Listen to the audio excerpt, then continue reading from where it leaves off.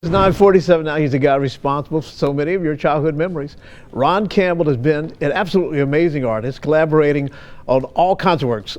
Remember Yogi Bear, the Jetsons, the Rugrats, and that's just a few. One of his crowning works, I think, was to work on the Beatles' Yellow Submarine, the film, and the Saturday morning TV cartoon. And his works are going to be displayed at the Greenwich House Gallery on Madison Road starting today. Ron Campbell joins us now to talk about that. And every character on here is someone that I was involved with in one capacity or another. Right. Absolutely, yeah.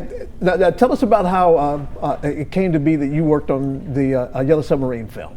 That was because of my work directing the Beatles television cartoon show. Okay. I established my bona fides with the producer who later produced the Yellow Submarine film. So I get a telephone call in the middle of the night, can you help out? We've got a lot of trouble with production.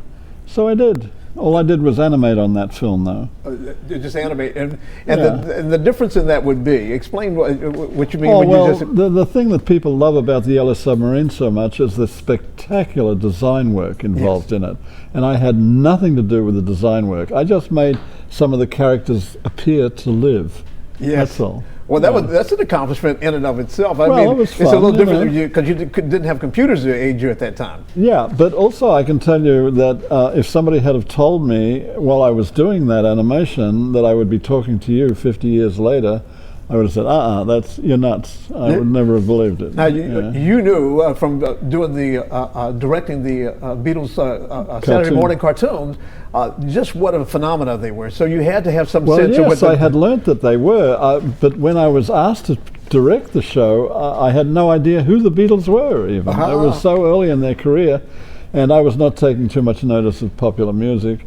I was trying to learn how to make cartoon films. Yeah. And so it was, I thought originally the show was going to be about insects or something. But that didn't turn out that way. And I learned who the Beatles were very quickly. Oh, yeah. Now, this would have been enough for some artists and animators and that sort of thing. But your list of accomplishments in terms of entertaining young people went so much farther than that. So many Hanna-Barbera cartoons. Well, 50 years is an awful long time. You do a lot of things in 50 years, you know, in 1 month. But you worked with some groundbreaking animation during that time.